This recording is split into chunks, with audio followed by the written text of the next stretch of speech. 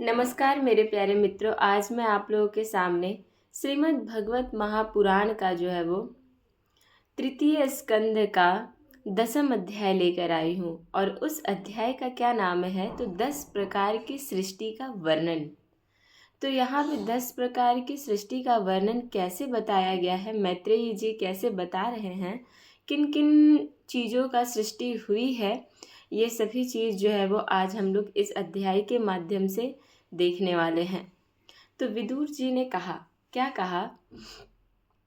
मुनिवर, भगवान नारायण के अंतर्धान हो जाने पर संपूर्ण लोकों के पितामह ब्रह्मा जी ने अपने देह और मन से कितने प्रकार की सृष्टि उत्पन्न की। भगवान, इनके सिवा मैंने आपसे और जो जो बातें पूछी हैं उन सब का भी क्रमशः वर्णन कीजिए और मेरे सब संशयों को दूर कीजिए, क्योंकि आप सभी बहुयज्ञों में श्रेष्ठ हैं। सूत जी इधर कह रहे हैं, सूत और सौनक जी का इधर अलग संवाद चल रहा है ना। तो सूत जी कह रहे हैं सौनक जी से कि विदुर जी के इस प्रकार पूछने पर मुनिवर मैत्रेय जी बड़े प्रसन्न हुए और अपने हृदय में स्थित उन प्रश्नों के इस प्रकार उत्तर देने लगे। मैत्रेय जी कहते हैं कि अजन्मा भगवान श्री हरि ने जैसा कहा था, ब्रह्मा जी ने भी उसी प्रकार चित्त को अपने आत्मा श्री नारायण में लगाकर 100 दिव्य वर्षों तक तप किया। ब्रह्मा जी ने देखा कि प्रलयकालीन प्रबल वायु के झरोखों से जिससे वे उत्पन्न हुए हैं तथा जिस पर वे बैठे हुए हैं वह कमल तथा जल कांप रहे हैं। प्रबल तपस्या एवं हृदय में स्थित आत्मज्ञान से उनका विज्ञान बल बढ़ गया और उन्होंने जल के साथ वायु को भी पी लिया। फिर जिस प्रकार स्वयं बैठे हुए थे उस आकाश व्यापी कमल को देखकर उन्होंने विचार किया कि पूर्व कल्प में लीन हुए लोकों को मैं इसी से रचूंगा। तब भगवान के द्वारा सृष्टि कार्य में नियुक्त ब्रह्मा जी ने उस कमल कोश में प्रवेश किया और उस एक एक के ही भू भुवः स्वः ये 3 भाग किए। जब वो कमल कोश में प्रवेश किए तो उस एक ही कमल से भू भुवः स्वः ये 3 भाग जो है वो उन्होंने किया। यद्यपि वह कमल इतना बड़ा था कि उसके 14 भुवन या इससे भी अधिक लोकों के रूप में विभाग किए जा सकते थे। जिससे ब्रह्मा जी उत्पन्न हुए थे, जो कमल से वो उत्पन्न हुए थे, वो कमल इतना बड़ा था कि वो केवल 3 ही लोक नहीं बल्कि उससे अधिक यानी कि 7 लोकों की उत्पत्ति जो है वो उससे की जा सकती थी, उसका भाग वहाँ से किया जा सकता था। जीवों के भोग स्थान के रूप में इन्हीं 3 लोकों का शास्त्रों में वर्णन हुआ है। जो जीव जंतु हैं, जो हम सब हैं, वो इन्हीं तीनों लोकों में रहने के लिए जो है वो बताया गया है। जो निष्काम कर्म करने वाले हैं, जो बिना फल की इच्छा किए जो कर्म करते हैं, वैसे मनुष्य उन्हें महः तपः जनः और सत्यलोक रूप ब्रह्मलोक की प्राप्ति होती है। मेरे प्यारे मित्रों, भगवत गीता में भगवान श्री कृष्ण बार बार ये उद्घोष किए हैं कि आप जो है वो सदा सर्वदा निष्काम भाव से कर्म को करें। और भागवत पुराण में भी यही कहा जा रहा है कि आप अगर निष्काम भाव से कर्म को कीजिएगा तो आप मह तपः जनः और सत्यलोक अर्थात ब्रह्मलोक को प्राप्त कीजिएगा। विदुर जी ने कहा, ब्राह्मण, आपने अद्भुत कर्मा विश्व रूप श्री हरि की जिस काल नामक शक्ति की बात कही थी, प्रभो उसका कृपया विस्तार पूर्वक वर्णन कीजिए।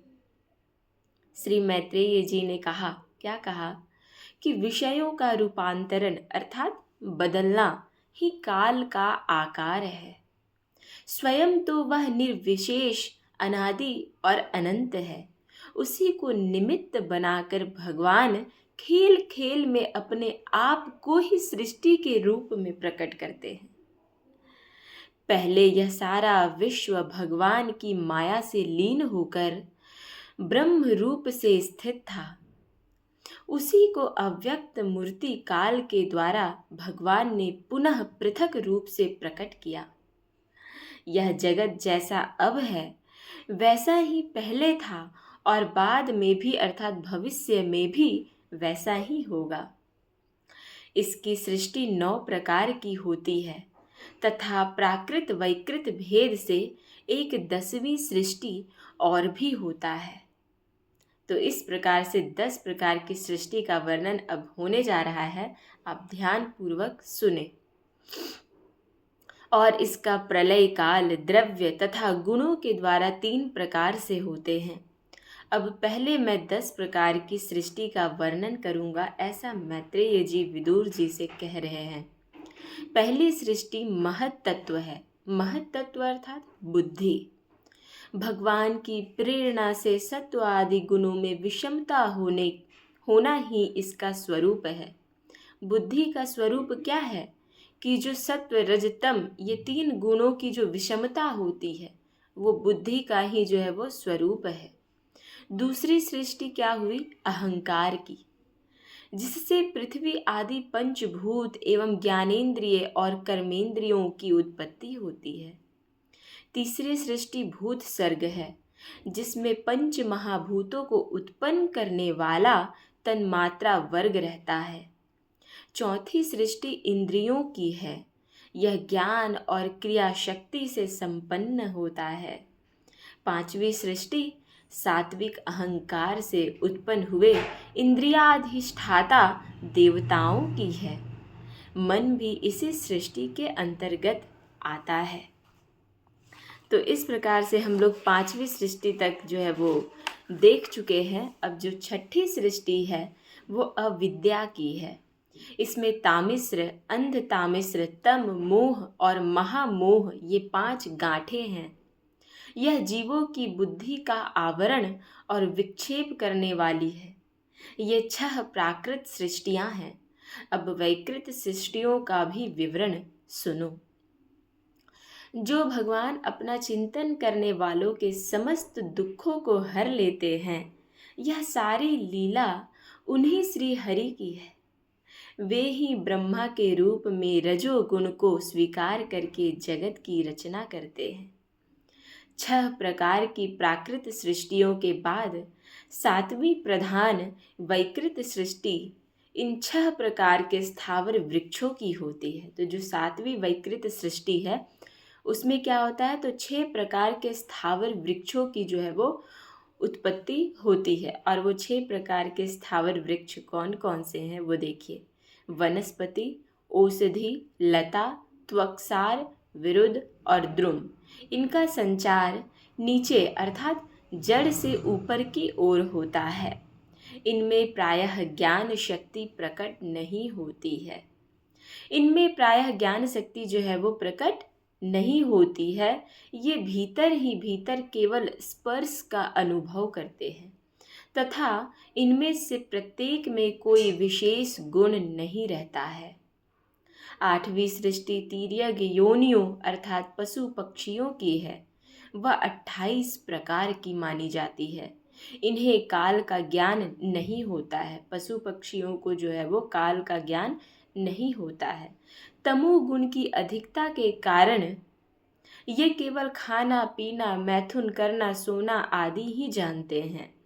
इन्हें सूंघने मात्र से वस्तुओं का ज्ञान हो जाता है। किन्हें? तो पशु पक्षियों को। इनके हृदय में विचार शक्ति या दूरदर्शिता नहीं होता। साधु श्रेष्ठ, इन तिर्यकों में गौ, बकरा, भैंस, कृष्ण मृग, सुअर, नीलगाय, रूरु नामक मृग, भेड़ और ऊंट ये द्विशफ पशु कहलाते हैं। द्विशफ मतलब क्या होता है? 2 खुरों वाले। इसके लिए श्लोक भी आया है मेरे प्यारे मित्रों, इसको मैं आप लोगों के सामने बताना चाहूँगी। गौरजो महिषः कृष्णः सुकरो गवयो रुरुः द्विशफाः पशवश्चेमे अविरुष्ट्रश्च सत्तमः। ये पंक्ति है, ये पूरे पंक्ति में जो है वो कौन कौन से पशु द्विसफ वाले होते हैं, दो खुर वाले होते हैं, वो बताया गया है। आगे देखिए, गधा, घोड़ा, खच्चर, गौर, मृग, शरफ और चमरी ये एक सफ अर्थात एक खुर वाले होते हैं।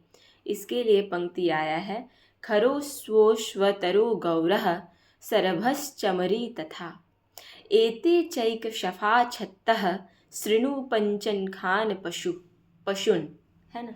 तो ये एक शफ वाले जो जानवर हैं उसके लिए ये श्लोक है। अब 5 नख वाले पशु पक्षियों के नाम को सुने।